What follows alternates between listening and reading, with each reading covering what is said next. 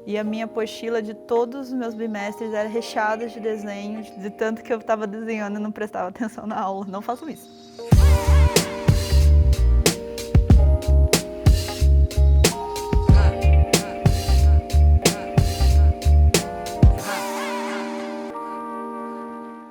E agora eu vou desenhar um desenho que eu peguei de quando eu era criança. Sempre desenhei menininhas, florzinhas, árvores. Eu escolhi um desenho da Mariana, que é minha filha, tem 8 anos, ela fez essa bailarina. Nada mais expressivo do que um bailarino, uma bailarina com muitos movimentos. Há quase 20 anos, onde minha professora me pediu para criar uns quadrinhos, e eu criei a história de um sapo.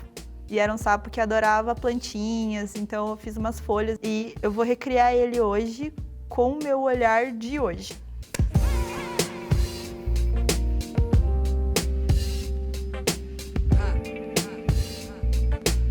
Quando a minha professora pediu para criar uma historinha, tava meio que na moda uns sapinhos. Era estojo de sapinho, era rádio de sapinho. Eu lembro que sempre quando tinha alguma atividade na escola, desenho livre, desenho suas férias, eu sempre desenhava a menininha, as florzinhas, a árvore, o sol.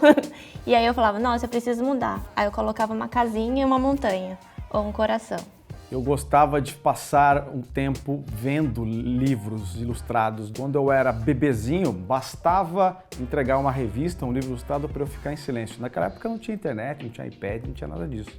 Era tudo analógico. Para poder fazer todo esse projeto, eu pedi para minha avó correu atrás dos meus cadernos para escolher um desenho. Me fez lembrar desde pequenininha que o tanto que eu gostava de desenhar e não fazia ideia do quanto isso ia me agregar hoje.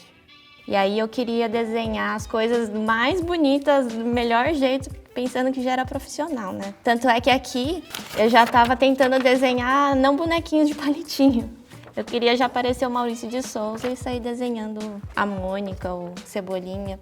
Eu gostava muito de utilizar o lápis e o papel. Gosto muito da cor, pela expressividade. E tem uma coisa que eu gosto na cor e na tinta, que é uma coisa que criança tem e que o adulto perde, é de perder o controle do desenho. Tem uma lembrança com lápis de cor até, que eu fiz um desenho.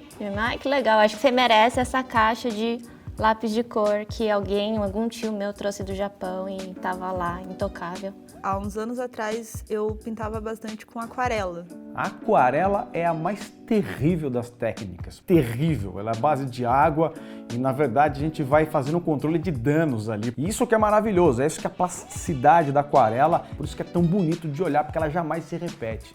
Atualmente, os materiais que eu mais uso são os digitais. De pouquinho em pouquinho eu fui meio que migrando pro digital e do digital não larguei mais. Como uma criança desenhista se transforma num desenhista profissional? Eu acho que ela não para de desenhar. Um adulto desenhista é só uma criança que não parou de desenhar.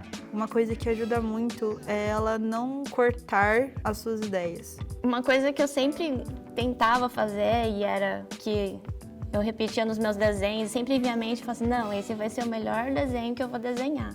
E a gente sempre fica com medo do nosso próprio julgamento em, não tá bom, alguma coisa assim, e fica com medo de errar. Errar não tem problema, pode criar uma coisa completamente nova no desenho. Por mais que eu tinha muita criatividade, aquela imaginação de criança, eu ainda assim repetia muito o que eu via, né? Hoje eu não faço só isso, hoje eu consigo pegar o que eu vejo, jogar pra minha cabeça e daí desenhar o que eu tô vendo aqui dentro, que é o que ninguém vê. E não é uma coisa que você vê, é uma coisa que você precisa imaginar.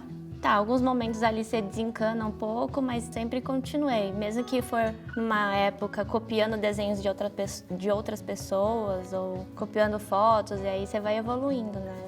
E os melhores desenhos, na minha opinião, são aqueles que são espontâneos. São aqueles que tiram emoções da gente, sabe? Seja tristeza, seja felicidade, seja um sorriso, seja uma lágrima. O que você faz, assim, se sentindo livre?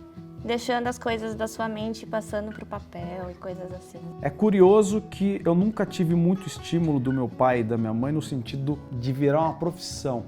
Mas o curioso é que meu pai e minha mãe desenhavam o tempo inteiro. A minha mãe fazia pinturas em pano de prato e meu pai fazia planejamento de casas que um dia ele poderia querer ter na vida. Mas eu acho que não desista. A gente ouve muito que trabalhar com arte é difícil. Nossa. Eu acredito que as pessoas são muito únicas. Eu acho que o que pudesse me ajudar um pouco mais, que eu já tinha um espírito meio de guerreirinha, sabe? De tipo, eu vou pra guerra. Eu já era essa meia espartana. Eu falava, não é pra mim porque eu sou tímida. Eu não falo, eu sou... É que, sei lá, quando eu era criança, uma coisa que eu ouvia era que, assim, trabalhar com desenho, arte, não dá dinheiro. Meu, vai fazer engenharia, vai fazer informática. Mas profissionalmente era uma questão que assustava todos. Porque na época eles não conheciam ninguém que trabalhava com isso. Então não tinha muito espaço para um artista transformar aquele hobby numa profissão. Mas eu acho que, sei lá, se eu fosse uma mosquinha pra chegar no meu ouvido ali e falar, ó, Brenda, seguinte, faz isso. Você vai crescer, você vai se desenvolver, não se preocupa que vai dar certo. Você só tem que continuar e acreditar que vai conseguir fazer.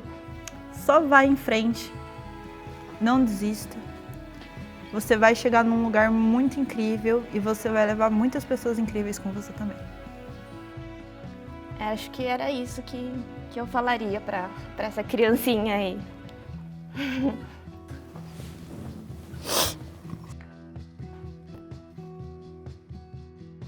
Uma bailarina não está com tanto movimento quanto da Mariana, mas foi uma tentativa.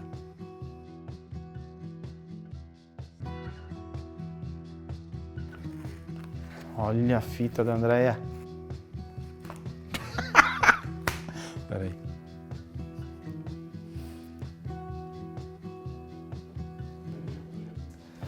O desenho está feito já? Não. Não.